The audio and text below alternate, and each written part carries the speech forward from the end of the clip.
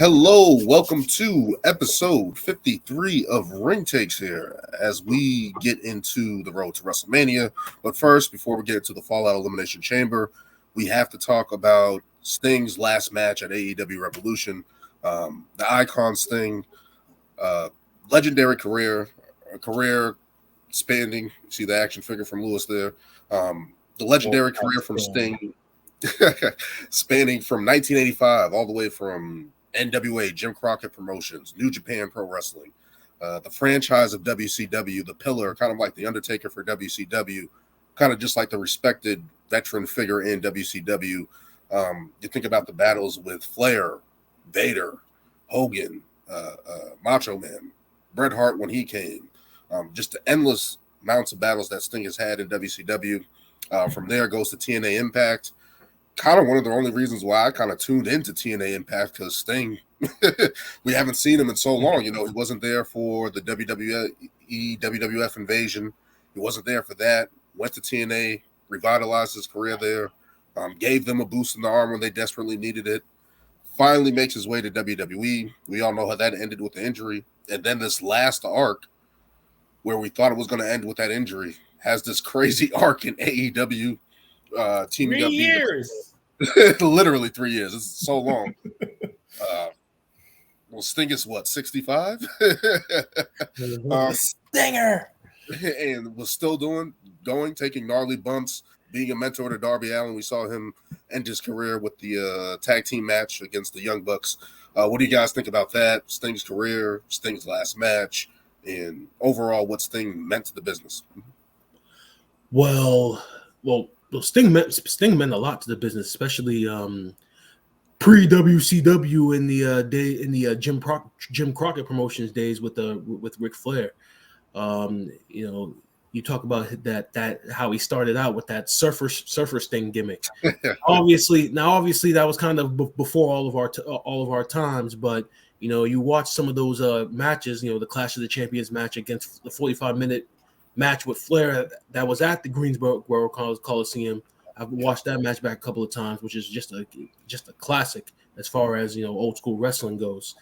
And then you fast forward towards the more modern 90s of WCW, when the NWO came in, and then Sting kind of became an afterthought. But then he flipped Surfer Sting into Crow Sting, which is the currently the most popular version of his character that he still used throughout both TNA and WWE.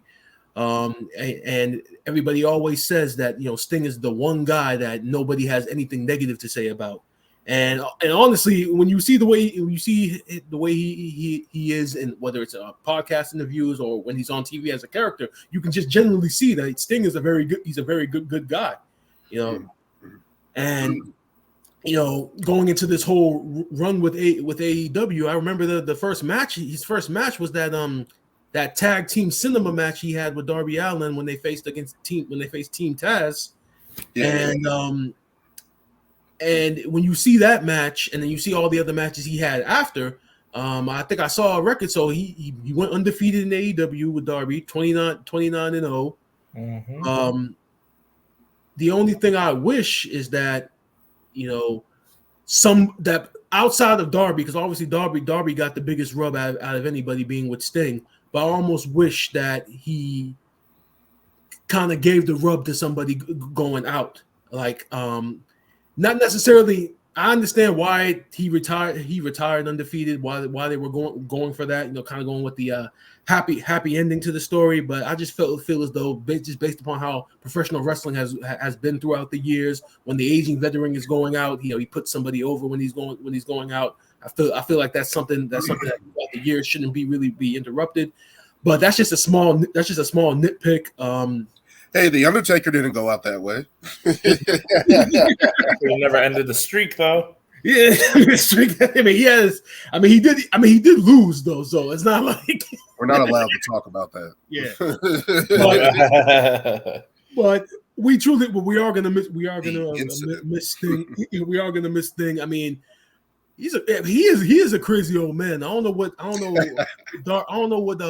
if Darby gave him some shit or did something got into his head with some of these bumps and such that Sting was doing, especially going into his last match.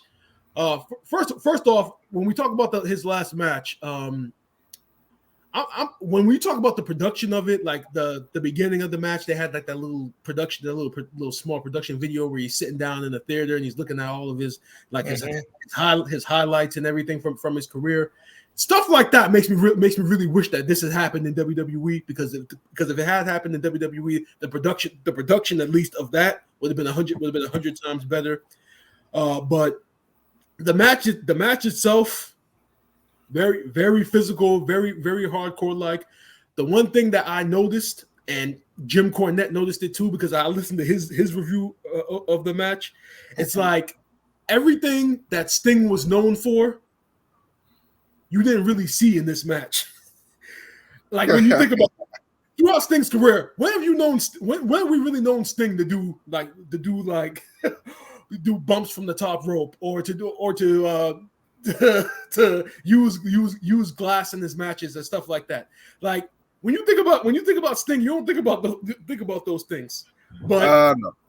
you don't necessarily think about those things. Now, obviously, he had his fair share of hardcore matches, bloody matches. The first match that comes to my mind is the match that he had with Cactus Jack in WCW during that feud when he was Surfer Sting. But other than that, when you think about Sting, you don't really think about like the hardcore aspect of his character. I don't even think he really had a hardcore aspect to be. He's the prototypical babyface. Yeah, he was always the prototypical babyface. But America. Yeah, but talking about the match itself, there's a huge debate right now about Daniel. I'm assuming that with the clips, of course, that you've seen the Darby Allin glass spot. Yes, me and Lewis were talking about that before we got on. Yeah, exactly. And I know there's been a debate on social media on whether or not that spot took away from the match. Me personally, it all depends upon who you ask. Because if you ask the hardcore AEW fans, they'll say it didn't. But then if you ask casuals or people like Jim Cornette or Eric Bischoff, they'll say that spot took away from the match entirely. But I don't think it did. I don't think it took away from them. I don't think it took away from the match. If you've been watching the AEW, if you've been watching Darby Allin, if you've been watching these Sting matches, that's what they do. They do those hardcore spots. So yeah, exactly. And with Darby, I'm honestly getting to a point where it's just like, what's next, man? Because the way that he's been booked with all these stunts and stuff, and the fact that he keeps just getting up and keep going, it's just like, where do you go after a spot like that? Like how much more damage can Darby Allin? I think the best. He's basically Wolverine. Exactly. He's like, what more can you do now? What now if you do a spot like that off of a ladder, and you're just doing it on top, and you're just doing it through a table, now people are just gonna look at you and say, okay, we've seen you go through worse shit. So I think the best thing to ask is to not ask that question. What's next for Darby Allin? Yeah. I think that's the best question. I think that's the way we preserve him. Like, just keep it here. Just keep doing this stuff. We're fine with this stuff. Like, I mean, my thing with him is like, it's part of all his persona. I mean, yeah. They've shown the story how he was in the car with his drunk uncle who was driving drunk, and like they crashed, and he could have died. And it's kind of like this whole. I feel like it's kind of a little bit of like a mystique, whereas like, look, he can take these crazy bumps and he still goes. Like we've literally seen him get thrown down concrete stairs. That spot right there was. Like, I'm like, how many people have we ever seen jump literally from, even if the ladder was just like outside the ring, this was inside the ring, up top to the floor outside. Like the glass stuff with Kenny Omega and John Moxley, like they were just slamming each other through the glass at regular height. Yeah. He jumped off the Jeff Hardy ladder. That's what it's called, right? Like, through the glass. Like, that could have ended badly. Like, that's the thing that I think, like, that could have ended badly. Very. But in talking about, but aside from that, I can understand like the story that they were trying to tell though, because after that Darby was essentially out of the match and it pretty much was Sting 2-on-1, which at times it did get a little bit ridiculous. Like I think when he got all those like when he got like slammed through the glass, got slammed through the table, and then like he's getting up like I'm Sting. and I get that. Like it's show business. It's his last match. Let him go out strong. And that's why in that case, it was fine. It was acceptable. Now if somebody was doing that on the regular, then there would be a problem. But for these circumstances, I think it was fun. It was fine. But it was what it was as far as match quality goes. I'm glad Sting did get that send off. It was also unfortunate that if you were watching the pay-per-view live, he attempted to say a couple of words, but then the pay-per-view feed cut off right in the middle. Come on, Tony. I mean, to be fair, I was watching it live, and when they finished up, Darby did get on the mic and say that we have 3 more minutes live on the air pay-per-view, and the Sting was kind of rambling on and on, but he knew that like they were about to go off the air, and Darby was telling them like, "Yo, dude, it's about to be off the air, wrap it up." So Sting knew, but I don't get why people have such an outrage over it, because it's just like, yo. Think of it this way: for the fans in Greensboro, that speech is for them. Yeah. I mean, realistically, all you guys, they're gonna record it. They'll put it on social media later, and then you can watch it and live through it. Then, do you really need to do? Do you really think that the difference? Do you really believe that if you watch the difference between watching it live and watching it on social media, you're gonna feel anything different? I don't think so, because if you respect Sting as a talent, it shouldn't matter. If you watch WCW at any point, whether it was Nitro or their pay-per-views, Tony Schiavone saying, "We're out of time, ladies and gentlemen. We're going off the air." And you didn't see what happened in the ring and stuff like that, and their pay-per-views, and famously Halloween Havoc 1998, we didn't get to see the end of Goldberg and DDP, so they had to show it the next night. Oh, wow. On Monday Night Nitro, leading it up. Yeah. I mean, I'm pretty sure Tony Khan could have did that tonight. I didn't see the beginning of AEW Dynamite, but that would have been a nice, cool thing to do. Show his last speech on TV. That would have been cool. But overall, so they did show the speech. It didn't start the show, but eventually throughout the show, as like in between matches, they did show like the whole speech. Okay, that's cool. All right, I'm fine with that. Yeah. But yeah, Lewis, on Sting's last match career, months. 65. So it's funny. It's like I've always known Sting. Like I wasn't somebody who grew up watching a lot of WCW. I knew it was on, but I was always watching WWE or WF at the time. But then just seeing like the gear, the makeup, and everything that was the coolest thing ever. And obviously, like like Brian said, the Crow, like. I remember that being such a huge movie, and then just like the inspiration from that was just like, and then the games and everything. I was just like, Sting. I didn't even know anything about Sting, but he just looks so cool, and I just always wanted to play like his character and everything. So, but I thought his run in AEW was great. The fact that literally we said at his age had a 3-year run, but honestly, his matches. I don't know. I feel like they weren't like kind of like in WWE where they would use veterans and you're just like, he's just gonna do 1 or 2 things and that's it. Like he was really going at it. Like you could tell Sting was like, I'm gonna put everything I got into this run, and just from his persona and just like I was talking about Darby, just that mystique in, even though him is just more of a character, but he also uses the face paint. Obviously just always worked really well with them, and like it never felt like boring, I guess. As much as I'm not gonna sit here and say I watched AEW like consistently, but like every time they actually had a match, it was actually a good match. He never felt out of place. Exactly. That's what exactly it. It's not like seeing somebody that stop doing this. Like it was not like a Goldberg type thing or or even Hulk Hogan come on, why no, or Flair. It's just like, dude, like stop it, no more. You know, like you've passed it. You don't need to do any more. But Sting like really had a great run, which I thought AEW handled very well. The match itself, I think it might have gone on a little too long. And me watching the pay-per-view, I'm not gonna lie, I honestly forgot that it was the last match. Just because they were talking about Sting throughout the whole night. And then I was like, I really wanted to see the Samoa Joe the triple threat. And then I was like, this is a good match. And then I was like, oh, is the pay-per-view? I was like, oh shit, I forgot about Sting's match. The reason why we're all here. I know. And it's crazy. Yeah, and even like the first couple, you know, throughout the whole night, people, you know, geared tributes to Sting and stuff.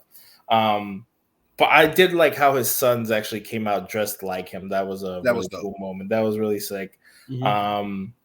And look, one of them was dressed as Wolfpack Sting and everything, you know. So I thought it was really cool. Yeah, towards the end, you know, it's Sting, you know, he kicking out on one after like their signature move and then going through a table and getting right back up, you know. Just adding more to his mystique, but I think it did go a little too long for my taste. But, you know, he's going to do it for the fans, and, you know, he gave him a show. So I thought it was a great send-off. And yeah, just because it got cut off like at the end, I mean, you know, we're in the day of social media where you can see anything anywhere. You know, somebody's going to record it or whatever. So people complain, oh, you're not going to, like, they also have a certain amount of time that they can run the pay-per-view and not going to be like, oh, we're just going to give him an extra free hour to talk about whatever the hell he wants. You know, like, come on. Come on, Tony. Pay the bill, Tony. Pay the bill.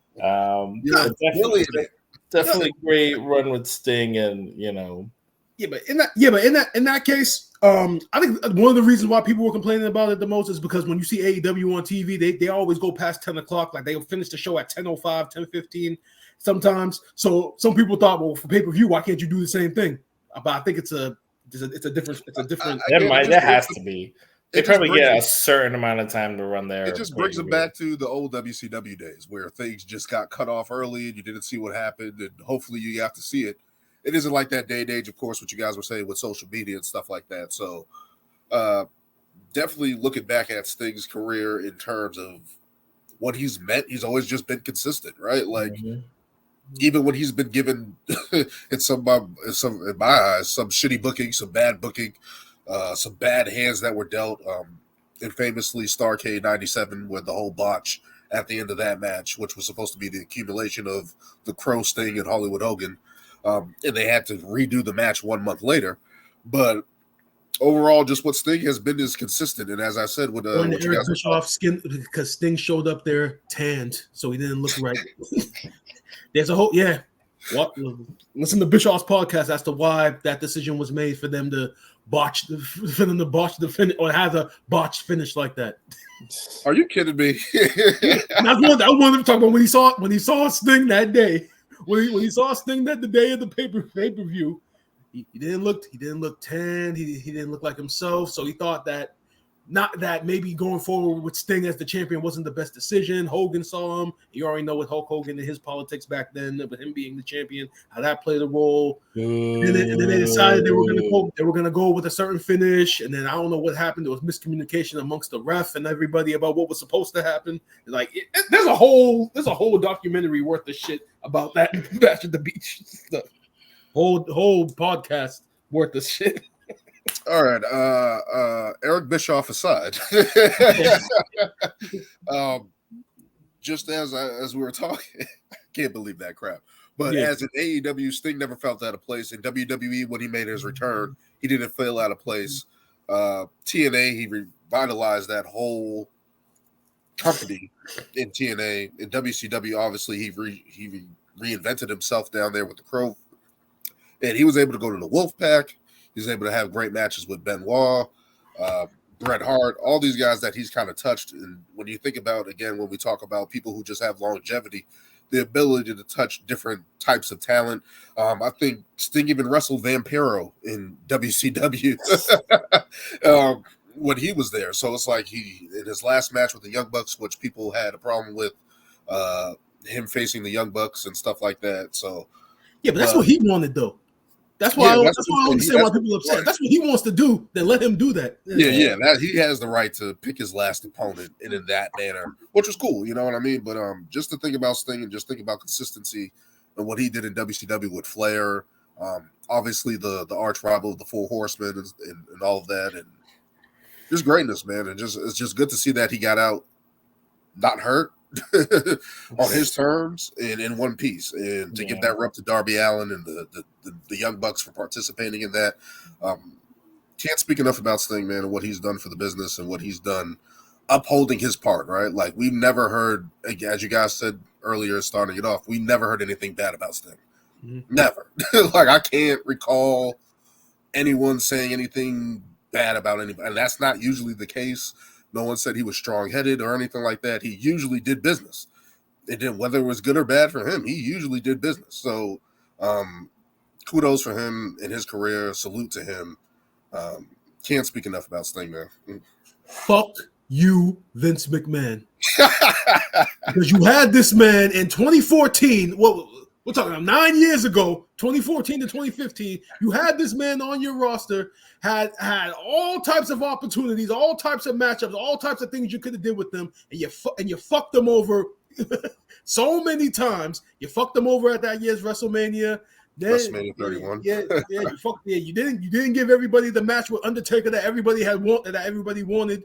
You had them lose. I mean, we don't know where it would have went, because we had the injury with Seth Rollins at, I believe, is not a champion. So, but wasn't it? What was the match at WrestleMania? Wasn't it him versus Triple H and Shawn Michaels? No, it was him against Triple H. You remember that little story that they told with Triple H, Sting and Triple H, that kind of turned into a goddamn Monday Night War rehash. Yeah, but like the fact that they had Sting lose, I thought was like the worst call. That's the worst thing ever. There was no reason why Triple H that was a disservice, because Triple H didn't need the win. No, WCW is long gone. We know that, but this is goddamn Sting. There is a specific reason why. It's a dumbass reason, but apparently, because you remember later on in that night how Triple H had that little segment with Ronda Rousey and Stephanie and The Rock. Yeah. So that originally that was going to be a tag match next year, so they were trying to book towards it, but then Rock pulled out because of his movie schedule, so ended up being for nothing. You want to know what? I have an issue with The Rock because he keeps ruining shit. Yeah. Right. Because he wants to do Hollywood. It's either you're in or you're out. You're either in or you're out. Any involvement with The Rock going forward, if he's a board member, so he's in. If we have to hear about his movie schedule ever again, get him out of here. Don't do it. Just don't do it. You're telling me The Rock's involvement at WrestleMania 31 with a little segment was the reason why we didn't get Undertaker versus Sting? Like, come on. Well, that's the reason why Triple H went over, because he was going into a new program literally on the same night. Was he? Was he? Like, come on, man. Yes. All right, man. Like, that's terrible. But yeah, and we don't know where they were going, because I think at Night of Champions, I thought there was a strong case Sting wins the title. Going into that Night of Champions before that injury, I'm like, is Sting going to win the championship? Like, I was so gung-ho that Sting was going to win. And the injury, how he went out, I was just like, damn, that sucked. Granted, I know injuries happen, and obviously they maybe probably had more stuff for him if that didn't happen. Yeah. But it just but the injury just adds to the fact that it's pretty much like the cherry on top of a shitty run. Because it already started off bad. I mean, the debut itself was the only good part. That was the only good thing about that. That was the only good part of that run. Everything else that came after the debut was just trash. Why did he even wrestle Seth in the first place?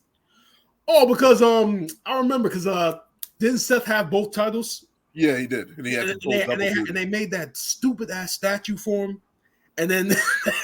They made a dumbass statue with Seth holding both titles, and then they revealed it. And then when they did the reveal, Sting was actually under the the thing where the statue was, and then they just made a story after that. That was dope. I like that. But just overall, you're telling me that The Rock prevented Sting and Undertaker? That's just disgusting. But overall, Sting had a legendary career from 1985 to 2024. That's a long ass time. Like, that's a long ass time. And you want to know, going backtracking, that is Vince's fault. Because when the WCW WWF merger happened, you should have did everything in your power to make sure Sting came on board. I don't care what money was on the table or whatever it was. You should have matched it. He also didn't want to come over either. I mean, he said that he didn't want to come over because how they treated Booker T initially when he first came on TV. And he was like, I didn't want to, you treated us like that. I didn't want to come over.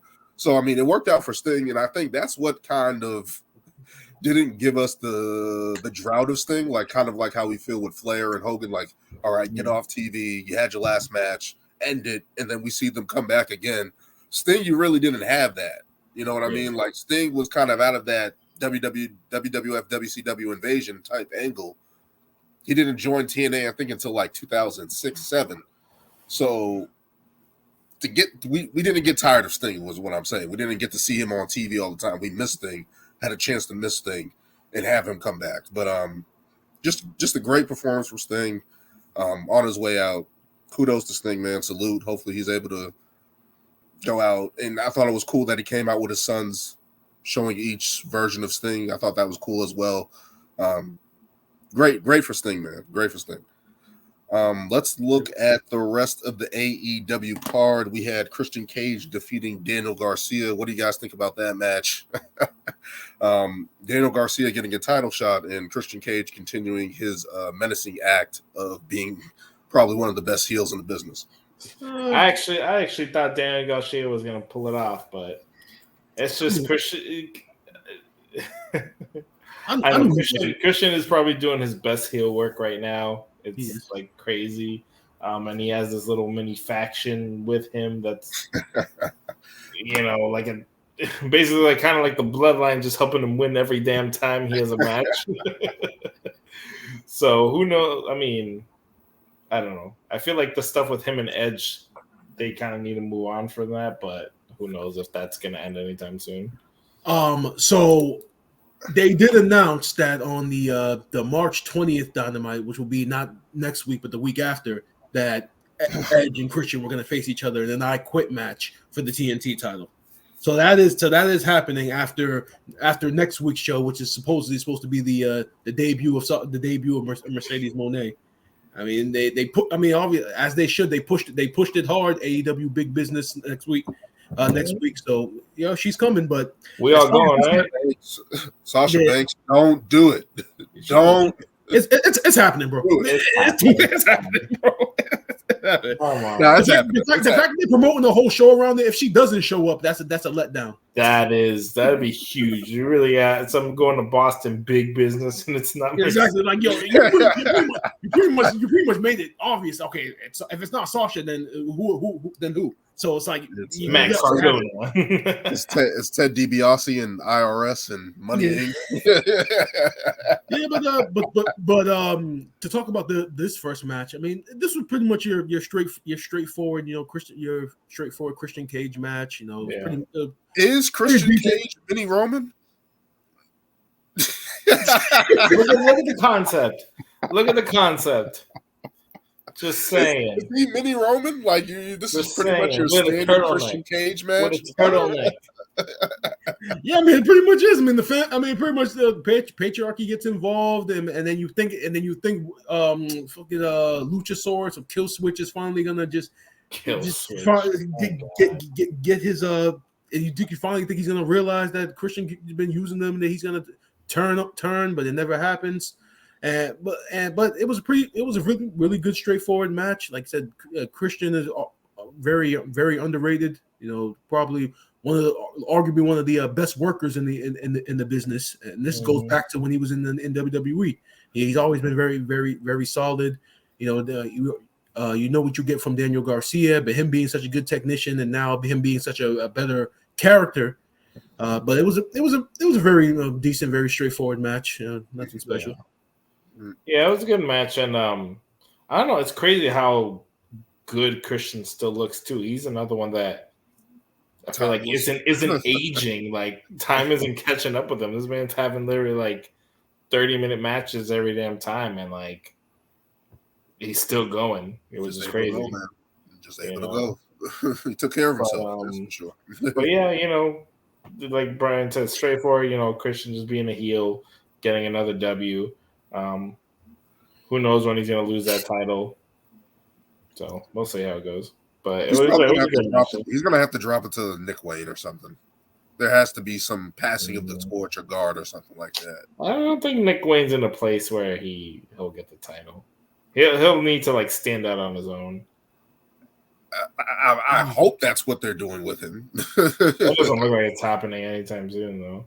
So Christian's going to be champion for a long ass time. Has been champion for a long ass time. But no, I thought it was a good, solid match. Christian doing his standard Roman Reigns impression with his family helping him win the match. Good work from both of those guys. Let's get into Eddie Kingston versus Daniel Bryan for the Continental Crown. Eddie Kingston has been really, really impressive in these matchups. The tournament, I thought ever since the tournament, him battling his way through that, beating Jon Moxley, getting the crown per se, and now going into these matches with Daniel Bryan and getting the win. Like, he's been impressive. I've been impressed with his work. I always felt like in AEW, I felt like they were kind of messing with him, not really giving him that spot to elevate himself and having a prominent role. He's always been featured, but it's like he's not really being as successful as I thought he would have been. And now we're seeing that success, especially in a matchup like this, showing that he can go. What do you guys think about this matchup and Eddie Kingston getting the win? I've always been a huge Eddie Kingston fan. I think like earlier on, he was kind of just like there. And I think he's always kind of been a fan favorite just because of his personality and the way he carries himself on TV. It's very authentic, real. It's him. It's like, he doesn't like talking like it's all, bullshit or whatever. He's just like, no, let's be for real. Like, you don't like me, I don't like you, this and this and that. Like, but we're gonna go at it. And I mean, I'm not gonna lie, I didn't really watch the build up to this match, but I know I saw the first match that they had together in the tournament, and I thought that was a great match. And the story they had built that, Lewis, the whole story was pretty much built around that first match. Because the Brian saying that it was a fluke that he beat him or whatever.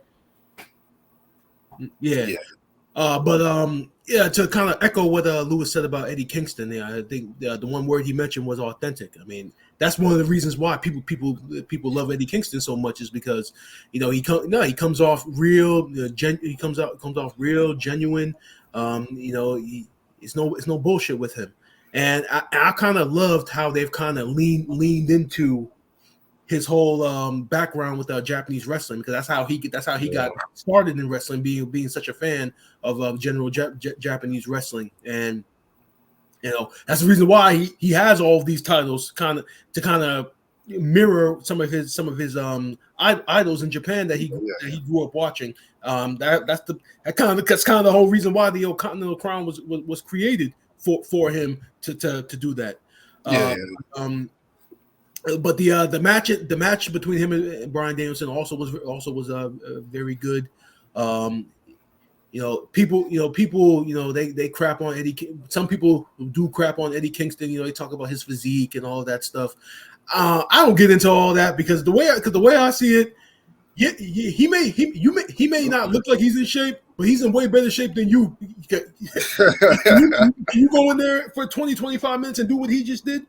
All right, you can't do it. You may look better than him, but you need an oxygen tank. No regular person is coming off the street and having a 60-minute match. Exactly. That's how I always look at when people talk about other wrestlers, especially when it's women and their physique and everything and how they're supposed to look. And I'm just like, well, you can't even get into the ring and do half the shit that they do. How the hell can you say that they don't look like they're not in shape? I mean, from Eddie Kingston, Kevin Owens, there's been plenty of guys. Dusty Rhodes, especially Dusty Rhodes, and plenty of guys who didn't look the part, but they could go. It's one thing in being big and you look out of shape. Like you can see those earlier versions of Big Show when he looked like he was out of shape and stuff like that, versus when he was in shape. So it's like as long as the person's not out of shape, they're big. That's their body type, but. That should have been trumped out with Dusty Rhodes long ago. That should have been trumped out with guys like The Undertaker, Kane. Yeah, because if their cardio is not on point, it don't matter what you look like. If you're not able to keep going and keep like that. That's why I think when Samoa Joe came back in NXT, and I'm like, this man looks like he was not going to compare to what he's doing now. I was like, when he came back and he won the title, I was like, Joe, what's going on here? You were not prepared for this because you looking gassed. You looking like you was on E compared to what he's doing now. I'm like, it's two completely different versions. And like he said, he was injured during that time. He was hurt. Yeah, but that shows that body type doesn't matter. It's just if you're able the guy to who trumped that endurance. The guy that trumped that in this day and age was Kevin Owens. Like, people looked at his body type, and Bray Wyatt as well. Like when people looked at those two guys, everybody was like, "Oh, those guys can go," and it's like that should have trumped everything. But Eddie Kingston has a track record of putting on long matches, great matches, and looking good. That shouldn't be an issue. My only issue was that he was putting everybody over. He was kind of like the stepping stone for somebody else to get to that main event level, to get the respect and stuff like that. And now he's finally getting that respect, beating guys and stuff like that. Pillars of AEW, John Moxley, Daniel Bryanson. So it's good to see him finally put in all that work and finally reap the rewards of that. I'm happy for him for that in AEW for sure, man. For sure. Yeah. Like, salute to him, putting on great matches and putting on stellar work. Like, he's able to go with anybody. He's showing that.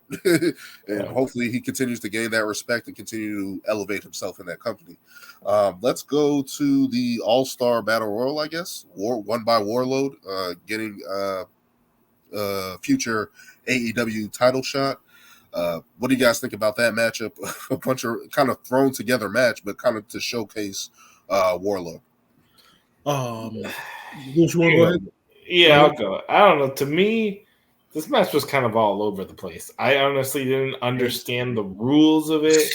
The fact that it started and everybody got tossed out the ring. I was like, wait, this isn't a battle royal? I was like, what? I'm like, first of all, it's a scramble match, right? So now based upon our understanding on when WWE did the scramble match, the rules of the match go pretty much whoever got the last pinfall at the end of the time limit wins, right? Yes. So you got 6 guys competing with each other over pinfalls. One guy gets a pinfall, another guy gets a pinfall. Whoever gets the last pinfall at the very end of the time wins it. So when they called it a scramble match, I'm over here. When the match started, I'm like, okay, where's the timer? And I'm like, okay, this is not a scramble match. Okay. And then I see pinfalls happening. Okay, so it's one pinfall to the finish. Okay, so it's pretty much an 8-man fatal. So it's a fatal 8-way. Fatal 8-way. Okay, all right. I couldn't think of another word to start with E. So it's a fatal 8-way. Okay. Right. This is pretty much just to showcase Warlord and finally give him that moment, right? Because he's been kind of chasing a title opportunity, right? Kind of like he was always hunting down MJF, trying to get the revenge back on him. We don't see MJF transpire from heel to face, and Warlord still trying to chase him in some regard. So, I feel like the Wardlow experiment has kind of fizzled out. Like, and him cutting that promo. It was not like it was cool, but it was nothing like spectacular. I think it was just more him showcasing his frustrations, which is justifiable just because of all the, stop and go. Like, he had this huge build up with the MJF stuff, which should have had a great payoff, and it didn't. That's why I'm like, you have Powerhouse Hobbs right there. Like I don't know. To me, he's always kind of been a heel for the most part. I'm like, I'd rather see him get a chance. And even though he gave him the shortest title run ever, but I'm like, yo, I feel like both of those guys have been wasted in AEW a bit. Yeah. No, because with Wardlow, like the promos he's been cutting have been very good, but to me it's been kind of like it's like too late, too late. Yeah. Like when he came back from injury or whenever he initially came back, that should have been that promo. Those promos he's been cutting should have been the first thing that they did. I mean, but then he had a couple of weeks where he was just squashing people, and he said he's coming for MJF when MJF was feuding with like 3 other people at the same time, and they had the momentum with him in the very beginning, like right after. When I remember that I forget what pay-per-view it was, but when he opened the show and he beat MJF, convincingly beat MJF when he got rid of his contract, right? Yeah. I think the next show that's when MJF cut the shoot promo. And then he was gone for a little while. But right then and there, they had the momentum right there and then with him. They could have did so much. Wait. What happened to Adam Cole? Adam Cole is hurt. He's still hurt. Adam Cole is still hurt. Bro, he literally broke his foot in like 3 different places. So Wait, so they did that whole angle knowing he was with him being revealed as the guy.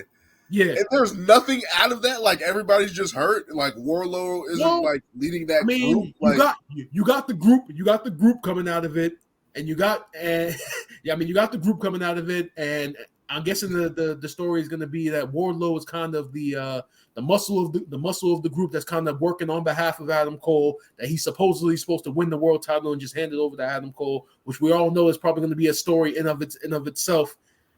And now, if the whole point of that story is for Wardlow to win the title, Cole asks for the title, and Wardlow say, "No, fuck that! You gotta beat me for this." And then he gets kicked out of the group, and then it's Wardlow against the Undisputed Kingdom.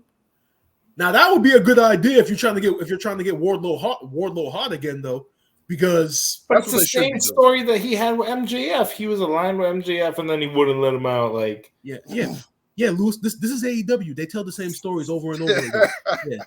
That's what they do. Like I said with MJF, how many times did people have to go through a whole bunch of bullshit before they got to MJF? He did that same. They told that same story four different times with 4 different people that they had to go through some shit to get to MJF. So that's what AEW does. They tell the same stories. Jesus. Yeah, Warlow getting is it Warlow? I keep saying this. Warlow. There we go. Warlow. Whatever that. Get a better name. There we go. Let's start there. Get a better name. That's not a mess up. That's not a mess up. We're not counting that against me. He needs a better name. That's what we need to do. You said Warlow. He needs a better name. You said Warlow. I'm gonna create a short. I'm gonna tag him in this. I'm gonna be like, get a better name. AEW, get him a better name. Do something with that. He needs a better name. That's not a good name. Like he needs, come on, man. Like, you gotta do something else. Let's start there. That's the problem. He's not presented as a main eventer or a person that's going to accept that. With that, he's presented as a mid-carder. Like, that TNT title. Maybe go after the international at some point. Him and Hobbs. I'm just like, what's the difference? The international is more prestigious. Seriously, what's the difference between the international title and the TNT title? The international is more prestigious, and it goes around the world. I thought you were talking about Hobbs and Wardlow. One's black, one's white. Big men slap me.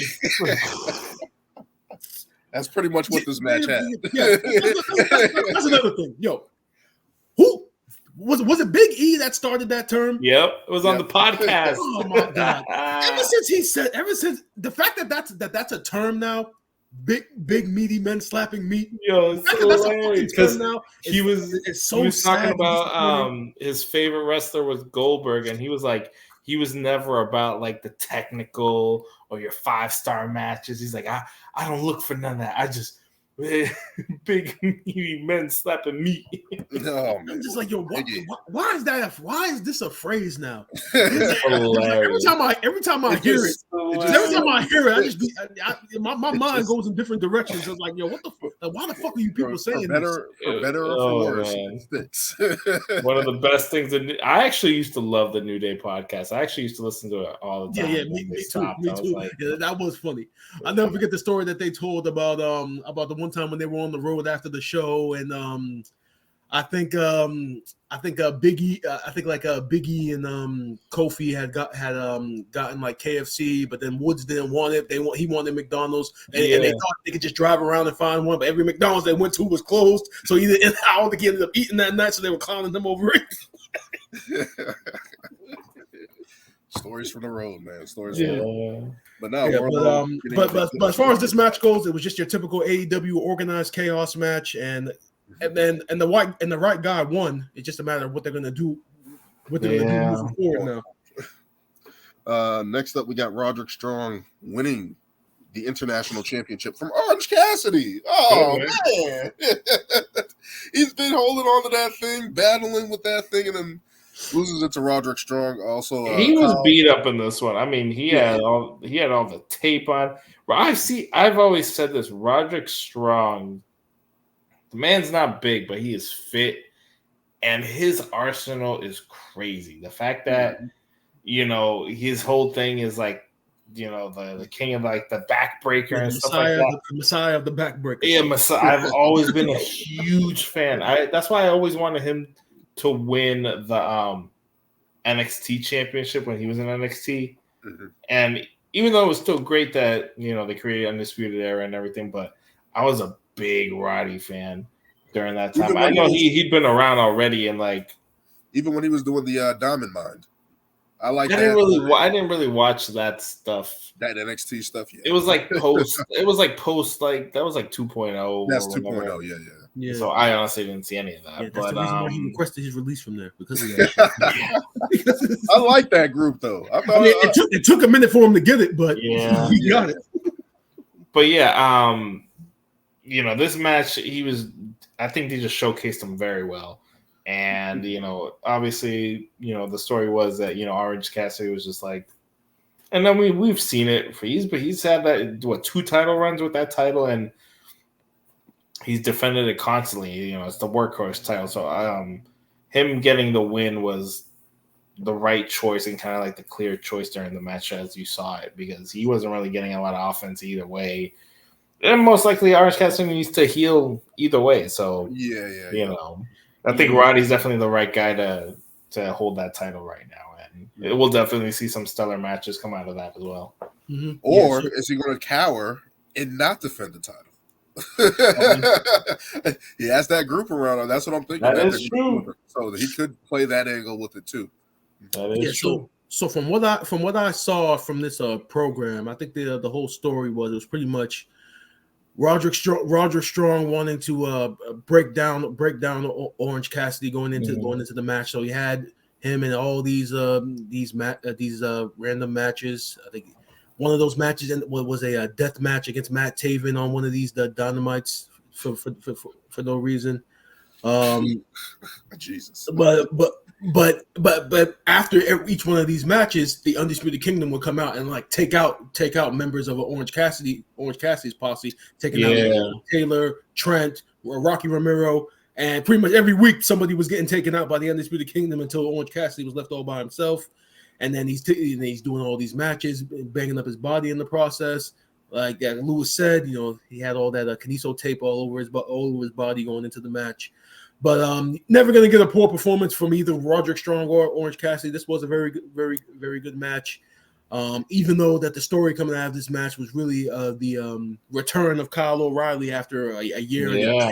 Almost unrecognizable about him. As soon as he came into, I'm like, oh shit! I haven't thought about this guy in like a year and a half, 2 years. He looked completely different. When I saw him hop the fence, I thought it was a fan hopping the fence. I was that's nobody's gonna stop this guy. That's O'Reilly. It didn't look like him at all. I was like, who's this fan? Nobody's gonna tackle him yet. It's like, Yo, no, get Bobby Fish back in here. Get Bobby Fish back in here. Now, not Kyle O'Reilly's back. Might as well get the whole era back. Yeah, but I'm curious to see what's gonna happen. What's gonna happen with that because because Kyle O'Reilly, he really was starting to hit his stride. Yeah, I mean, starting in NXT when they finally broke him away from the Undisputed Era. I mean, it didn't really end well. But then when he finally came to AEW, you definitely saw that, that he does have the potential as a singles wrestler moving forward. Adam! So apparently, I actually read somewhere that apparently Roger Strong does that shit at the crib now with his dog. That was funny. Oh man, but he's a hidden talent. He's definitely somebody that was overlooked a little bit in WWE. Kind of just seen as an enhancer to the Undisputed Era, to that group, and to NXT during that time.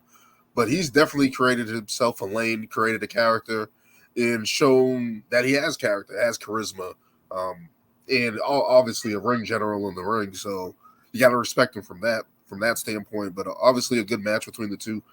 And we're going to see what happens with him and Kyle O'Reilly. Obviously, there's something going on brewing there. And I'm pretty sure at some point this is going to lead back to Adam Cole in some form or function when he gets back healthy as well. So hopefully we get something good coming out of that. Moving on, we got Blackpool Combat Club facing FTR. Being in Greensboro, North Carolina, coming out with the LOD uniforms that Black Combat Club had. I thought that was dope. Them coming in, this was obviously a hard-hitting affair. You know what you're going to get from FTR between these guys. And what do you guys think about this match with BCC getting the win? So this was a point during the night where I started getting frustrated because my live feed kept cutting in and out, kept cutting in and out. So I actually didn't see this match. I had to go back and watch the highlights. From what I saw, it was a very hard-hitting technical match. I mean, when you look at the participants that were involved with FTR, Mox, and Claudio, I mean, you already know what you're gonna get from an in-ring standpoint from all four of them. So I knew it was gonna be a very, very good kind of like old school kind of a tag team cruiser type match. Yeah. So I did catch the finish at the very end. So it was, from what I saw, it was very good. Mm-hmm. Yeah, honestly, this match, I mean, I didn't see the build-up for it. And that there wasn't really I didn't really get why they were like going at each other. It was just like a match for them just to go at, because I was like, there's no tag title, nothing's on the line. Like, so I didn't really see. So I'm not gonna lie, I did kind of fast forward a little through this match a little bit because it was just like this match was literally. I think Mox and Claude. I think Mox had come out and said that any team that wants to step up against us can come step up. And of course, FTR came out, stared them down, and there's your match. Yeah, that's why I was just like, this match, like, if there wasn't any titles on the line, I was just like, okay. Sometimes that's all you need, Lewis. Huh?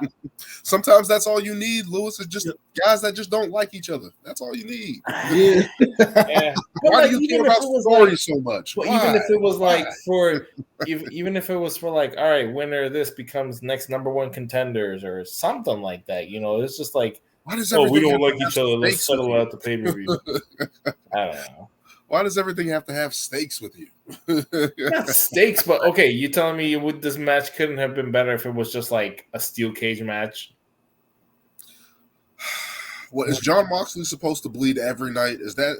It's not that. I'm just saying it would add more to like, we're two great teams, but it's like we're just having a regular match for the sake of having a match. Respect. Mm-hmm. It's not going to end though. They're always going to continue that battle. Yeah. Obviously, a technical affair, choking them out at the end. I thought that was a nice touch because you don't usually see that all the time. So I thought that was cool. But yeah, definitely going to be something, especially with the tag team titles now vacant. Yeah. Hopefully, we can get some battles between them going forward because we've seen Jon Moxley in the main event scene for a while now, and now he's kind of maybe in this tag team with, I'm going to always call him Cesaro, Claudio. Cicero. Yeah. Claudia. Audio. But he's always going to be in this tag team, so I think this can be a new venture for him, especially a person looking to reposition himself and something that could main event stuff, with Moxley and Claudio at the tag team division against FTR, against other tag teams in the division. So I think that's something that potentially could be good for them going down the road. So, yeah, I would not mind Cesaro going after the AEW World Championship. I feel like him versus Samoa Joe would be a crazy match. Yeah, and especially I with the can way easily Samoa see Joe's that working being right like a hard-hitting match, but that's just me. at some point. Hopefully, you should definitely get that at some point. Yeah. Next up, we have Timeless Toni Storm defeating Deonna Purrazzo. What do you guys think about this match? Short match, but good match. It did what it was supposed to do. Mm-hmm. And, I was, I'm not gonna lie, I got played when I saw that old Toni Storm, fit. I was like, oh snap, she came out in her old stuff. Turns out it was the other girl who helps her out. I was like, oh shit, that's crazy. I'm just gonna say this: WWE 2K24 does make fun of Toni Storm in really? My Rise storyline. I saw some clips from it.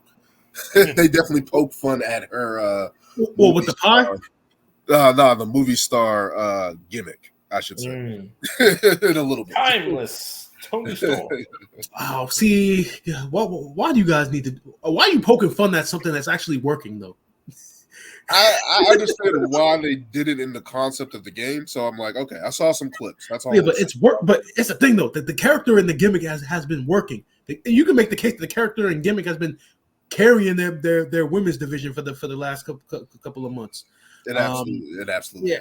is. Yeah, but yeah, just to agree with Lewis, I also got fooled when the old Toni Storm music came out, but when I got fooled, I was kind of hoping, nah, she's not going backwards, is she? Nah, because this gimmick is because what she's doing is so unique. It's so different, and but the match itself, it was like I said, like Lewis said, it was very short. I also felt it was kind of predictable, but I feel bad for Deonna Purrazzo because as a result of losing this match, I'm assuming that whatever that they had cooking is probably going to come to an end now, especially now that we have what we're supposedly supposed to be getting next week with who's coming. And how do you not know she's going for the TBS title? Why? See, who even has the TBS title? This is what we're talking about. Based upon Tony Khan's booking strategy. If you bring back Sasha Banks and have her go for the TBS title, I just think when she comes back, but here's the thing. Tony Khan, I kind of got a good idea of Tony Khan's booking. He does it with the men sometimes too. Like he'll bring in these hitters, these big name rosters, and their first program will always be with the top champion. Like I remember when they signed Brian Cage, and they thought Brian Cage was going to be a big deal. They put him with Taz, and they thought he was going to be a big deal. His first feud was against Moxley for the title. Now Deonna Purrazzo, she comes in. Huge addition for the women's roster. First program is with Toni Storm, but now here we got Mercedes Moné coming in. Now, if you're gonna make that big impact, it's almost mandatory that she has to go after Toni Storm. If she's not going after Toni Storm, the only other two feuds I'm interested in is with Saraya because of the backstory with Saraya breaking her neck, because they got a story they can go to that, and like Daniel mentioned a whole bunch of times, the whole the feud with Britt Baker, because we'll get great matches out of that. Other than the world title, those two other feuds, if you don't have her coming in doing any of those three, it's a letdown. If they do that, that's going to be insanity, and Tony Khan should get checked into some type of facility. Yeah, but speaking of Deonna Purrazzo, because she is such a big addition to the roster, it's almost sad, because now that she's lost now, it's almost like she's going to be put on the back burner now, because now we got Mercedes coming in. And now Mercedes is going to be like the new flavor for the women's division. If they want to do it right, they should have Mercedes go through Deonna Purrazzo. They like those two should be butting heads instantly because it's like, no, you're trying to come and take my spot. That I'm here now, so it's like they should be butting heads. Like, I feel like there's a lot of talent on that roster, and they should all just be going after each other. Like, there's no reason why they can't do that, especially. AEW time lags at times and stuff like that. The women's division can be a pick-me-up for that. Mm-hmm. You can have multiple women's matches. Have people just go after each other. they have the roster to do that. So if they fumbled the bag here, I don't know what's next for them. I don't know how they recover from that. But let's keep going on. We got Will Ospreay facing Takeshita. Match of the night. Hard-hitting affair. What I saw, what you're going to get with Will Ospreay, Takeshita. We saw him at Blood and Guts and stuff like that. It's just like every single time I see him, I'm impressed. He has good size. He's hard hitting and able to hang with these guys. I'm like, just a great match between these two. Will Ospreay. I don't know what else you got to say about it. Like, there's nothing that you can say about Ospreay or Takeshita versus match. I agree completely. Match of the night. It's arguably some people saying match of the year so far based upon who you talk to. I mean, there's so much you can break down in that match. I go back to when Takeshita gave Will Ospreay that suplex into the turnbuckle. Into the corner. And I'm just like, yo, what are you doing, Takeshita? Why? And the thing about it, I actually thought Will Ospreay was legit hurt because right after he goes down and he's pointing at his back, and I'm like, oh damn, not like this. This was already so good, and then. And I forget what sequence it was in the match, but I think Ospreay did something, and then Takeshita counted it into like a blue thunder bomb for a 2 count. I mean, some of the stuff that they were just doing, and then they had that sequence where they actually had a bunch of sequences where they were just going back and forth with each other. And I think it was Takeshita when he forearmed the fuck out of Will Ospreay to the point where I actually thought he actually hit him because I'm like, God damn. Like he actually winded up, and you actually watch clear enough. You see he clearly made contact, and I'm thinking like, damn, he might have knocked Ospreay out with the way he threw it. And, the way they sell their stuff, and that's pretty much because a lot of these times these guys are protecting themselves or figuring out ways to protect themselves and stuff like that. We saw with Ospreay, he had that big ass bruise on his back from that turnbuckle spot and stuff like that. And it's like, oh shit, is he hurt? Is he hurt? And the ability for these guys to just continue to sell out the move and then sell for each other afterwards is just crazy. I don't like when you watch these matches, it's just like it's a technical art form. I don't know what to call it. It's just a different level of wrestling, I should say. Yeah. It's a different level of wrestling, man. The fact that they're not breaking each other's noses every night, it's like amazing because like these dudes were going back and forth. And like, how do you practice some of that shit? Like, even when they throw the forearm and it's like hitting here, I'm like, how are you? I don't know, man. I don't know how they do it. It's like I don't know. These guys have figured it out, and it's not like this is a different. This is not like. Is this strong style wrestling? Is this a different form of it, or whatever the case? I think so. Yeah, the Japanese style has always been stronger. So because it's like these are different opponents. Like it's not like it's the same person every night. These are different opponents. Yeah. So exactly. These guys to continue to do that is just crazy. It's crazy. Yeah, and I know some people, that they saw the match and they thought like, well, this is gymnastics on steroids. And I'm like, no, it's not. No, they actually were selling. Yeah, and some of the sequences. I mean, it may not seem that way because of how fast paced everything was, but they were selling. I mean, there was one sequence where I think like Ospreay at the end of it hit Takeshita with that forearm move that he does, move that he does, and Takeshita kicked out at one, and then the whole crowd went crazy over it. So they had the crowd. It was a great match. It was tremendous athleticism between both guys. People are definitely going to be coming back to that match throughout this year. And I think what it is a lot of the times people are so used to what they're seeing, right? Like they're so used to a WWE style, and now they come over to an AEW thing, or they haven't seen these guys, or what they're expecting something different from what they've heard or what they've seen in clips and stuff like that.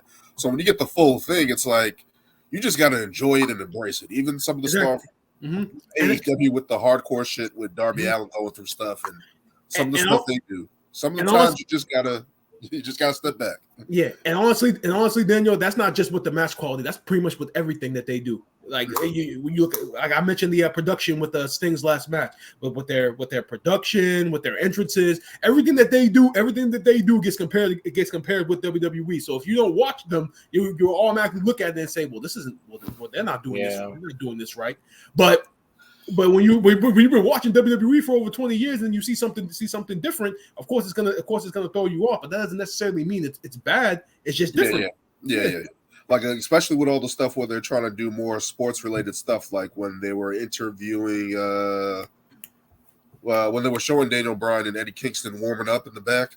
Yeah, the backstage segments and stuff. Yeah, that was dope. Like that's a different element of something that we haven't seen. I'm like, that's dope. So for that to happen, different stuff. I mean, again, I'm no big AEW fan, but some of the stuff you got to respect it for what they do, because it's like, when you get Will Ospreay and now you get Takeshita and you get Kenny Omega and you get Daniel Bryan and Eddie Kingston and guys like that, you should know what you're getting. You know it's going to be good. It's never going to be bad when you tune in. So I don't know how anybody can have anything bad to say about those matches, but they'll find a way. It's the wrestling community. Oh yeah, for sure. They're gonna say it's the worst and everything. Let's get into the last match here. Well, technically not the last match. We already talked about Sting, but let's get Samoa Joe retaining his title against Swerve Strickland and Hangman Page. And now, is Hangman Page a heel?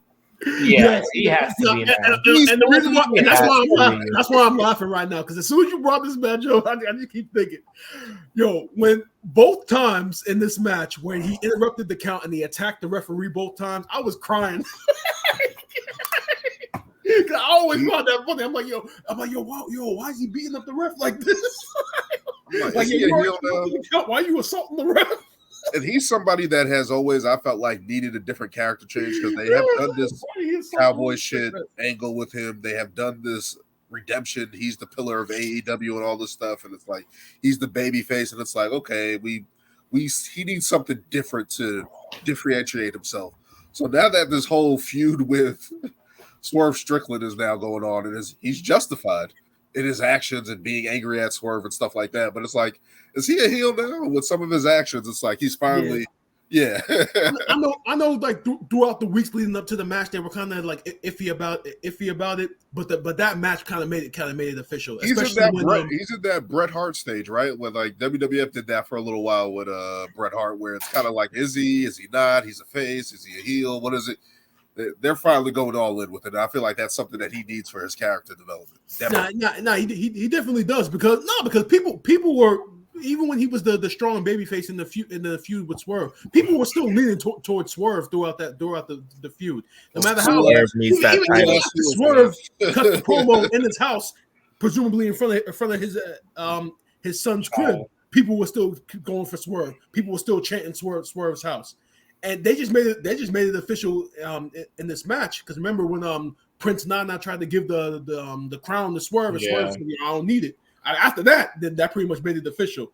And then after the match was done, because Swerve didn't get pinned, he was in the corner crying, like emotionally crying. And months prior, you wouldn't think Swerve would do something like that. So.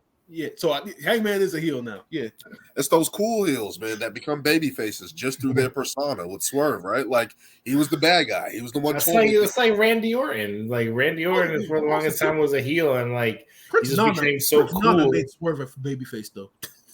You think so? Yeah, with all that, but he's been doing that since he came. Yeah, but when he first did it, people were kind of.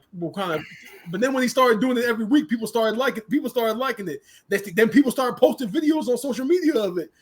That's actually a trend on TikTok right now to do. I was asking myself, is Prince Nana just like, is he supposed to be like just a manager, or like what is he? Is he like what's his name? What's that black dude's name? Stokely. Like, is he just a manager? Is he just a pretty much? Pretty much, yeah. I mean, yeah, he's pretty Gates of Agony. Yeah, that he's this era Jimmy Hart. Okay. that's the perfect example, perfect comparison. Yep, that's what he is. Dude, can I join a wrestling promotion and become a Jimmy Hart? Like, I wouldn't do that. Hey man, you gotta get in the business. That's always a role, and I wish, sidetracking here a little bit, but I wish WWE didn't go away from that for so long. I don't know why Vince thought like nobody can be a manager or anybody can be a valet. And it's like that was something that was so needed for a lot of teams, a lot of guys in wrestling. It's like, why don't we have this? And to see freaking AEW have it with Jake the Snake Roberts with Lance Archer and Don Callis and all these other guys that play prominent roles in those factions, because it's like, even especially for heels, even interfering in a match, getting a bump, like it's gonna work regardless. So I don't know why WWE went away from that for so long, but yeah, to continue, you can continue, bro. All right. Yeah, but as far as this triple threat match goes, I mean, it was still a very, very good triple threat. Swerve, he has grown so much. Yeah, he's grown so much over 2023 until now. You almost felt like he should go over in this match. And I don't know if that's what they're planning. I know they kicked off Dynamite tonight with Swerve and Samoa Joe in the ring, and then the Undisputed Kingdom came out. Then they had a little tag team match where Joe teamed up with Swerve to face Taven and Bennett of the Kingdom to kick off the night. So they're definitely still pushing forward with this story. Hey, I'm all for it, man. I mean, Swerve has been the one guy where you had Bryan Danielson was hurt, Kenny Omega was hurt. You got all these guys who were injured, and you needed somebody to step up for you, and Swerve was the guy that stepped up. So, he's been doing he's had great character work as a heel. Like I said, Prince Nana dancing next to him definitely added something to him.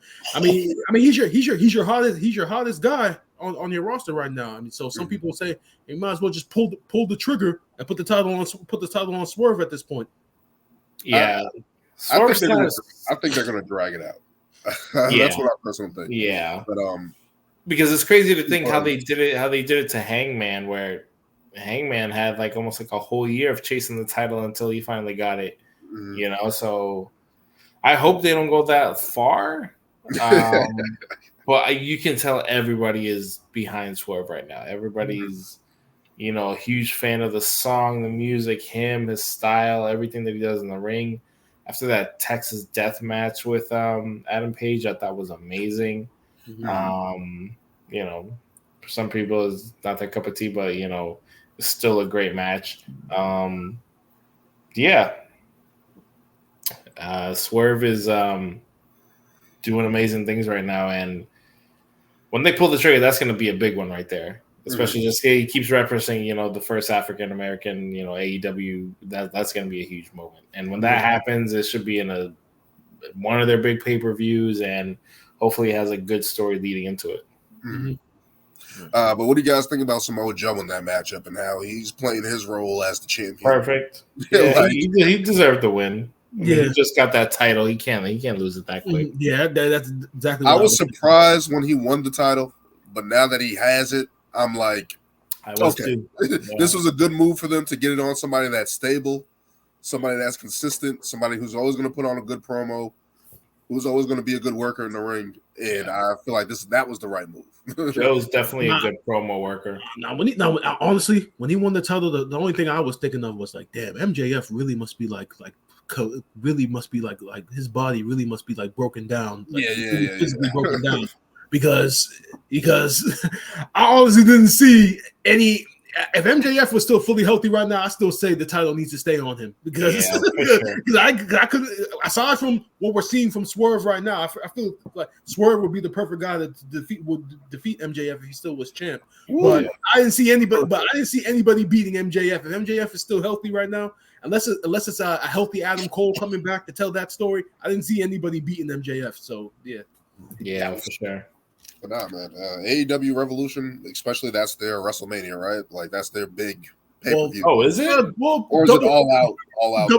That was double or nothing. Now it's all in, all out. Whatever show is going to be in Wembley. But I just want to say one more thing about AEW before we move on. They just like I said in the chat, they just officially announced that Okada has officially signed with them now. So now he's all elite. All right. Mm-hmm. So I'm gonna just say one thing. You got Okada, Will Ospreay, Bryan Danielson, and Kenny Omega when eventually he comes back from his injury. You have arguably 4 of the top in-ring wrestlers all on one roster right now. All right. Tony Khan, the talent is there, man. It's all based upon your booking if you're gonna have any success with them. So there's no more excuses now about AEW. It's been 4 or 5 years now. You got the roster. You got 4 of the top in-ring wrestlers in the world, and you're about to get a top female talent next week. All right. So realistically, and I'm gonna say this, and this is gonna be controversial. I give them until like maybe April. If by April, if you don't have consistently 1 million viewers consistently by April, then that's a problem now for me. Because Brian's trying to bring the downfall. you heard it here first, Dan. You have the talent. The only thing that's holding you guys back now is your booking. So no, I get what he's saying, because now you have enough international talent to bring eyes to your product. You have enough known names in America that people know who these people are. There shouldn't be any issue with being able to book this now. Yeah, I mean, he look at all the people he brought in from WWE who are in Malachi Black. No, you got the 4. But those guys, Swimmers and Swerve and Darby, like you got all the talent. But those guys were. But we knew when AEW launched, those were the cast-offs of WWE, right? Like Moxley, as known as Moxley is, he was a cast-off from WWE. Mero, Keith Lee, Pac, Keith Lee, all these guys were kind of cast-offs. And let's be honest, outside of John Moxley, outside of a couple guys, those guys have not been booked greatly. That's been the issue with a lot of those guys that have come over. Even Adam Cole to some degree. He was a hot new guy coming in. Andrade, guys that just weren't booked correctly. House of Black. He had that hot moment with Cody Rhodes, and then after that, it was like we'll get into Andrade. Yeah. So it's like I don't know. So it's definitely difficult to see the star power they have now, the name power they have now, and what Brian's saying is kind of true. It's like, yo, you guys should be killing it. Like you guys should be. Now is like the reboot that you guys were looking for, right? Like, you got all your fresh new guys coming in. You got your heavy hitters coming in. You got Sasha Banks, Mercedes Moné coming in next week, supposedly. This should be the time when you're hitting your stride right now, because it's like you have momentum right now, especially after Sting. Especially after Sting's last match, and now you're kind of moving into this new void. This is a chance for them. This should be a good chance for them. So we'll see how it goes going forward. We are at the 118 mark. Moving on to Elimination Chamber Fallout. We kind of had a setback Well, I had family issues last week that kind of postponed our results Fallout. But Elimination Chamber, great atmosphere down there in Australia. Good homecoming for Rhea Ripley. Chamber matches were off the chain. The women's chamber match. Becky Lynch pulling out the win there, but we had some great performances from people like Tiffany Stratton, who was the surprise of the night, especially a fan favorite down there in Australia, doing some gnarly stuff. I'm going to give a shout out to Liv Morgan, and I know I have trashed Liv Morgan on this podcast for our whole entirety, our lifespan of this podcast. I have trashed her. That was the best in ring she has ever been in her entire career. That chamber match. Debatable. What is it with this whole coming down to the end and then always losing? Like again, They're trying to build around. I don't like that at all. They better not make a story out of that. I do not want Liv. They're doing it right now. With her and Becky. Like always, you always come down to the very end, and then you always lose. You can't close the deal. We don't need that story with Liv Morgan. We don't. You could like I said before. There's at least 3 or 4 other female talents on there. You can tell that story. It's the Sami Zayn NXT story. You're always coming this close, but you can't win it. So I think that's definitely what they're going to do. So you really think this is leading to a title shot? It has to. Because what's the point of doing it? And who's she beating? Rhea Ripley. Oh dear Lord! She better join a faction to do that. I mean, they do have the story of them being a tag team and how they weren't even that good. Liv told it how like Rhea Ripley's kind of the one that injured her in the first place, so now she wants revenge. What a better way to do it than to take the title, right? Yeah, but nobody wants to see that. Yeah. Not Rhea Ripley now. Not for Rhea Ripley. Not from Rhea Ripley, in my opinion, but that's a whole discussion for another day. But Becky Lynch picking up the win in the Women's Chamber. I thought it was a great match. Everyone had a great showing. Again, I said it in the chat when it was going on. I'm like, Liv Morgan better not be the final 2. And she was, but they did it in a way. They did it in a way that just made it get it out the way. Yeah, was fine. First of all, she's not stacking up Bianca Belair. I'm sorry. That was my only issue. Like, she's not strong enough. Literally. It's like, where's Jim? I was like, where's Jim Cornette? Like, she's literally not strong enough to stack up Bianca Belair unless Bianca hit her head or something. Like, no, I'm not. I wasn't hit her head. Yeah, like, there's no way. Like, I'm sorry. That made me be like disbelief. Like, come on. But they quickly riled it up with Becky Lynch getting the win. The right move. We knew it was going to be Mommy versus the Man at WrestleMania. We knew it was going to be leading up to that, especially after the press conference and stuff like that. So, but the Women's Chamber match has been impressive year in, year out. The past couple of years, it's been impressive. Kudos to the women in that match. Great match for them. Next up, we have the Judgment Day defeating New Catch Republic. Kind of standard. We knew what was going to happen in that match. It was a very, very good tag team match, though. Like we anticipated. It was. with those four competitors, man. I mean, if I can remember I think it was Pete. I think it was Pete Dunne and Finn Balor. I think they had like a little back and forth, and it just reminded me of how great NXT used to be back in the day. Yeah, back in the original Black and Gold days. Like that's all I was thinking about the whole entire time I was watching this match. And thinking that like, all four of these guys were a part of the original Black and Gold NXT, and it just reminded me of those good days when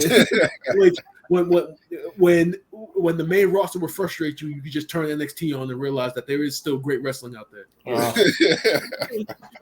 Don't remind me of the beauty that was NXT. As I said, I'm going through my little deep dive of NXT. I try to watch TakeOver every now and then, and I'm just like everything, you can just see the organic. You see a bunch of stars coming up. I remember I just saw one with Emma and Paige and stuff like that. It's just like, this is where they started and just grew into these megastar superstars and stuff like that. So kudos to all these guys involved. Damian Priest and Finn Balor continuing to hold those tag titles. At some point, they have to lose them. It's split. And there's been reports. that has been addressed on TV, though. They have addressed it. They addressed it on SmackDown. Nick Aldis said that him and Adam Pearce were discussing the situation with the tag team titles. So I don't like these damn Lewis, we're gonna get it. We're gonna get it, Lewis. Finally. Finally. It's been crossed for way too long. But I don't know. I've never been a big fan of these gauntlet matches.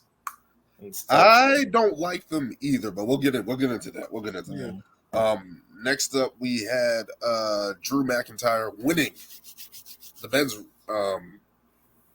Elimination Chamber and getting his spot at WrestleMania, which we've kind of all been pulling for Drew the past year now. We've been saying he's got to win it. He's got to win. And he's finally getting these wins. Logan Paul knocking out Randy Orton. Kind of similar to what he did to Seth Rollins last year, I believe. So he's been in these little things, getting involved in these chamber matches and costing people their wins. But what do you guys think about the men's elimination chamber match and Drew picking up the win?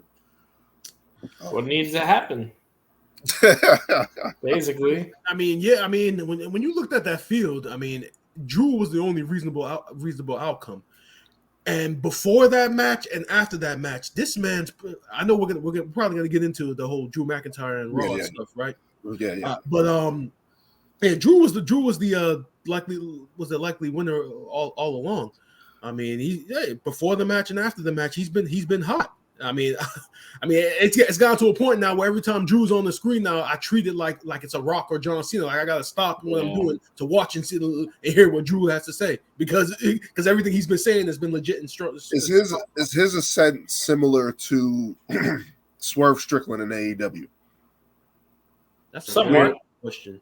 Is his rise right now, because we already know he was a main event star. Of course, Swerve was kind of a guy that was a mid-carder that elevated himself, but in terms of just rise, in terms of similarities, in terms of heels that are justified and guys that are just hot right now, I'm just saying is Drew McIntyre similar to Swerve Strickland in that regard, in terms of just those guys are just hot right now. Anything they're doing right now is just must-see, hard-hitting, impactful towards the wrestling content. he's the same, just no Prince Nana. Basically, he's got to get Drake Maverick out there. Yeah. From that standpoint, Drew has definitely been the hardest superstar on Raw. That actually is a very good comparison. I just thought about that because I'm like, that's actually a very good comparison. Because now I think about it, both guys and people are clamoring to win the title now. So yeah, I'm just like, I just saw the similarity, but it's just like both those guys are cooking right now.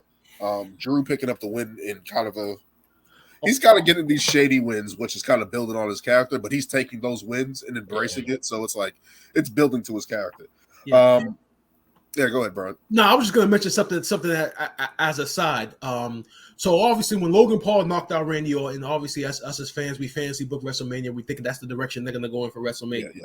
And I was on a couple of dirt sheet sites, and I guess some people bitched and complaining about it from the standpoint that they feel because we've been thinking that LA Knight was going to get that spot and end up against Logan Paul, and it's just like. You gotta let it play out. Obviously, Logan Paul and Randy Orton is the bigger match. And realistically, guys, if you guys really have that much of a problem with it, just do the same shit you did with Cody. Just do the same. Just complain outwardly. Exactly. Start the hashtag. We want LA Knight, and then maybe they'll change their mind. But guys, it's not that serious. I mean, come on. Oh man, but no, I just thought it was good shit. And LA Knight's gonna get a match with AJ Styles on WrestleMania. Like, come on, like, hey, he's getting AJ Styles. Like, come on. I'm fine with that. I'm fine with that. But yeah, great chamber matches. But obviously, the homecoming for Rhea Ripley facing Nia Jax. Her entrance was awesome. Like her presence as what she's grown into, this mommy character, this brutality character, head of the Judgment Day, essentially. What she's done as her character development, as her persona, like her entrance was just impactful. Like it's just dope. So, what do you guys think about that matchup with Rhea Ripley and Nia Jax? Hard hitting affair. Rhea Ripley picking up the win. Yeah, like you said, great match. Obviously, Rhea's gonna get the huge pop in Australia.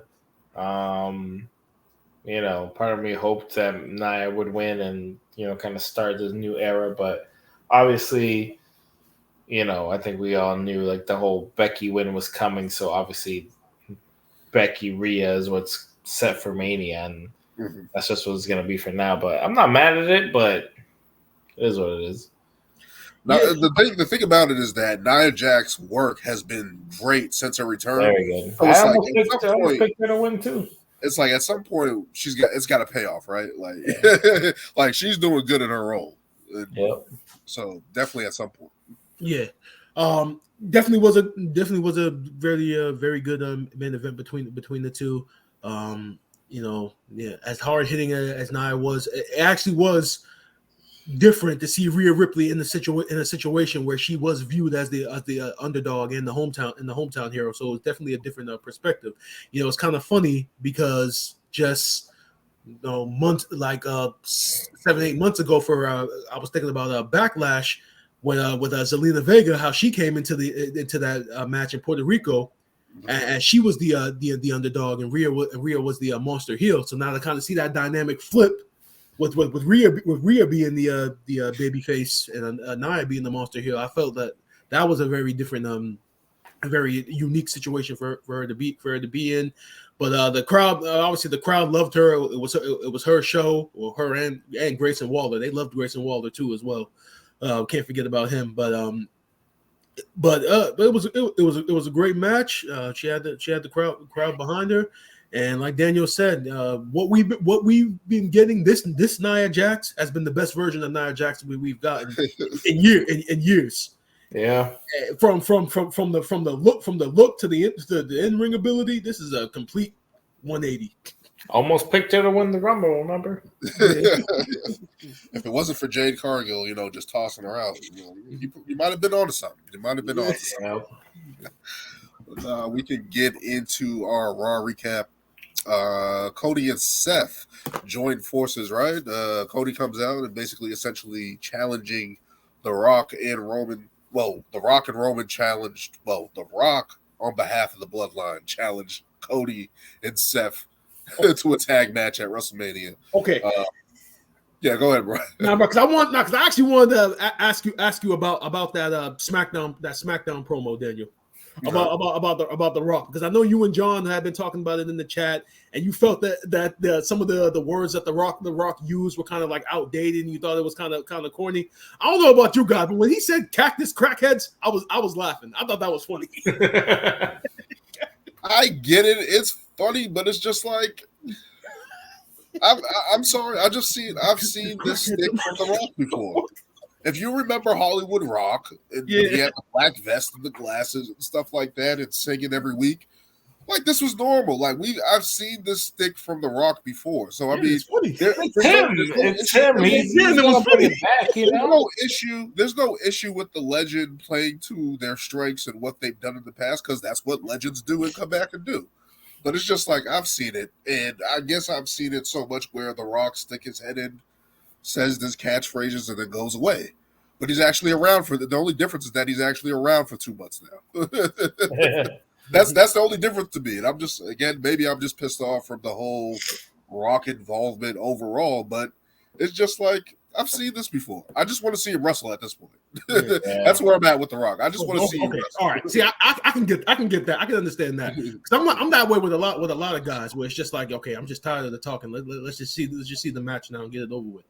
Yeah. But as far as especially now that we know that we're getting Cody versus Roman night 2, at least like we know that's already set in stone. So it's like I just want to see The Rock wrestle now. Like I don't want to see you keep doing these back and forths. We're gonna get great promo packages out of it and stuff like that, but he's not gonna wrestle before Mania. No, I would have loved that if he would have he has to get physical before WrestleMania. Oh yeah, for sure. Yeah. He has to lay a rock bottom down to Seth or something. Or anybody. That might actually be this Friday.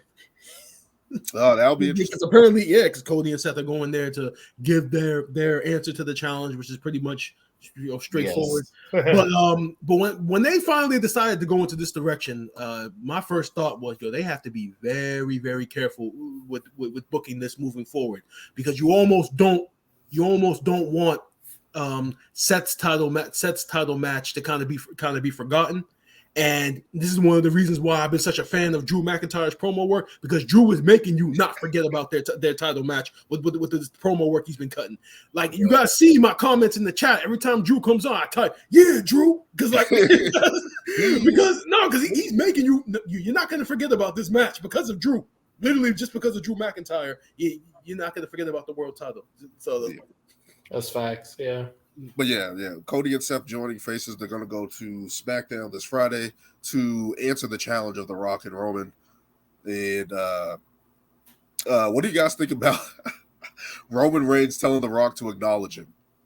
Do you think that's going to play a factor into later down the line? Yeah, for sure. Yeah, definitely. I mean, everybody kept saying, "Oh, the L." He's saying loser or whatever. He got it right. He got it Paul right. Heyman's like, he got it right. Well, exactly. Yeah. I mean, yeah. It's just layers of storytelling to lead to the eventual betrayal that we hope of Rock against the Bloodline. You know, they keep adding these layers. And when's the last time you've seen the Rock like that, bowing down to somebody, even if it is in his own family? Exactly, you don't see it. It never happened. So it's different. So I like that aspect of it, the fact that it's unique and different, because he even sounded unnatural saying I acknowledge you. So yeah. It sounded crazy, but that's going to be interesting going forward. Let's get into one of my favorite things from Monday night. Gunther beats the hell out of Dominic Mysterio. Yeah. Like, I've seen guys get their ass kicked in wrestling, but Dominic Mysterio got his ass kicked by Gunther in that matchup on Monday night. I thought it was crazy.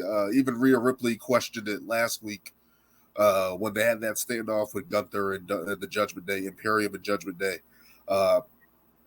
heading into that matchup and stuff like that. But just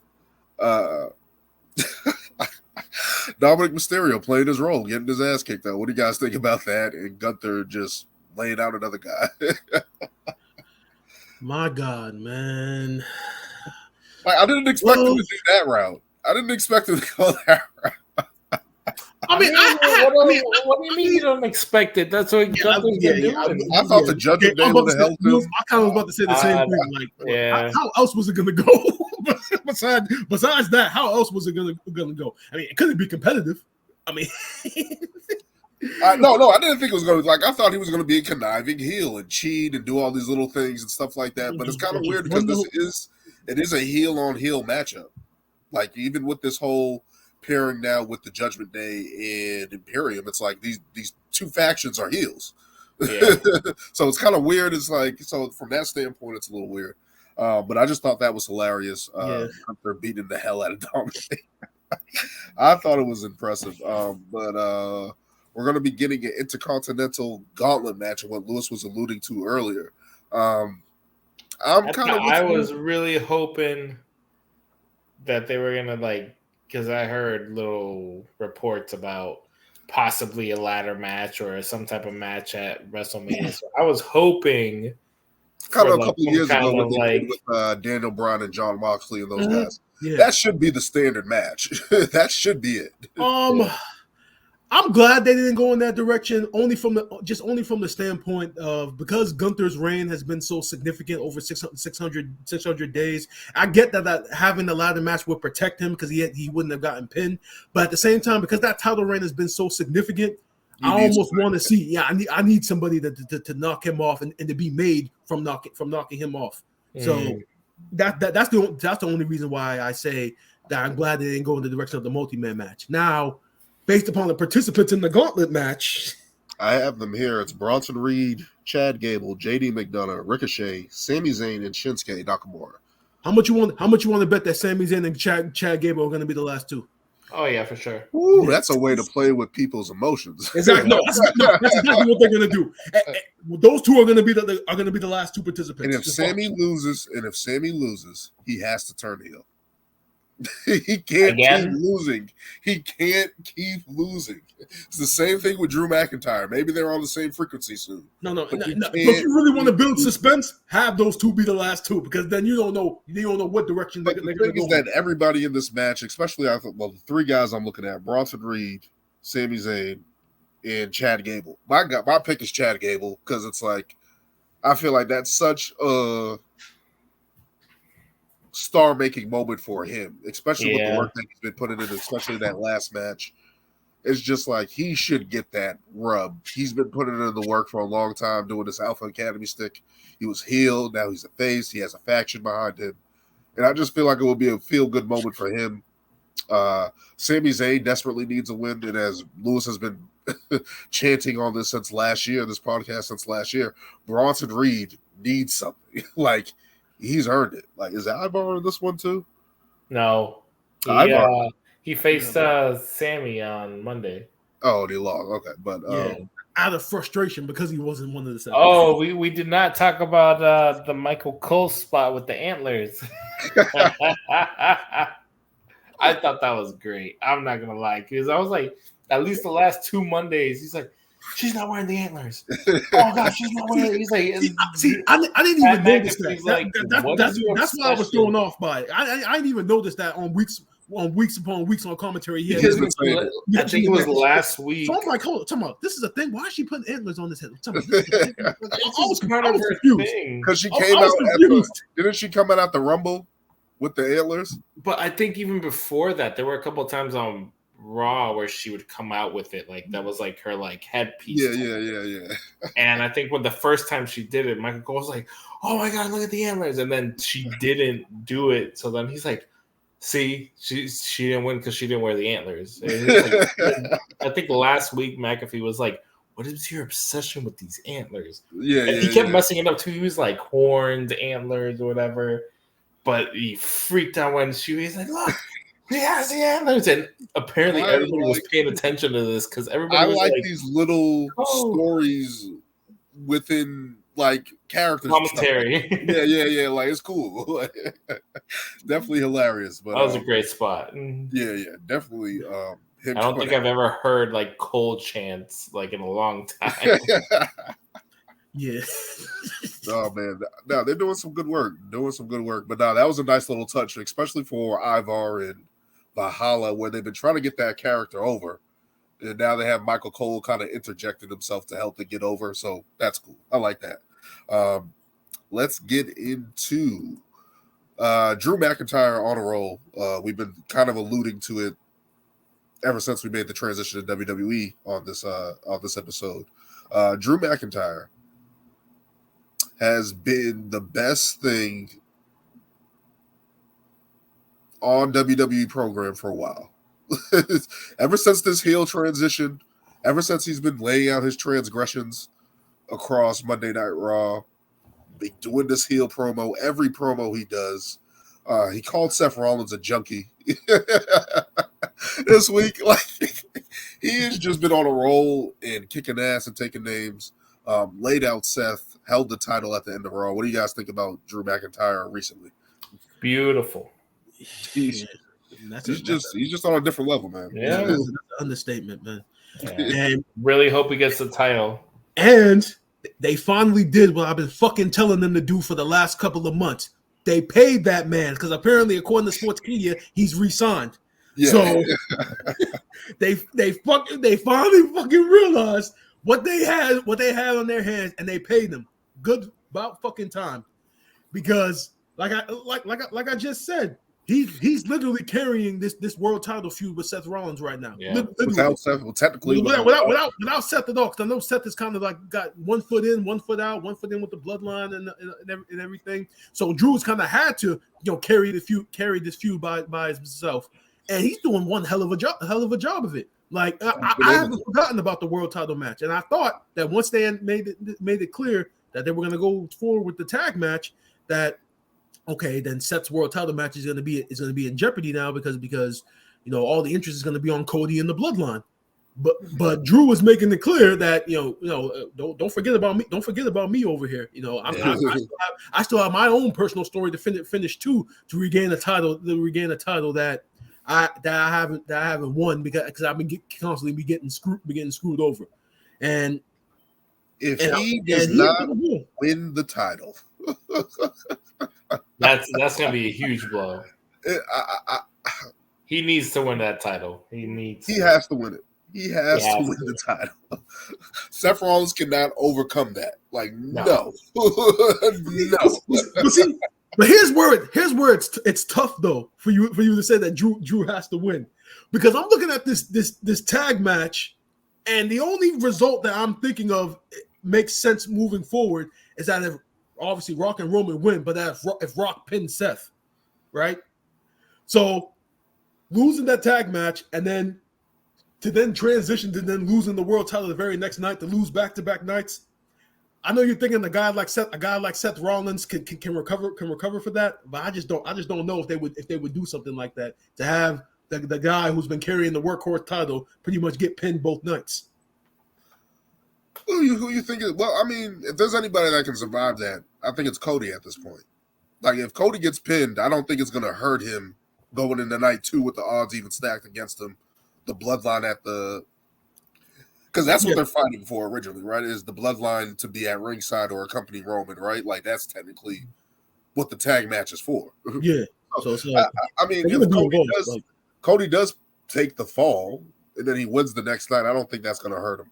But you don't think it, like if Cody does take the pin on night 1, you don't think that then by that point for night 2 it's like obvious and mandatory that he's going to win?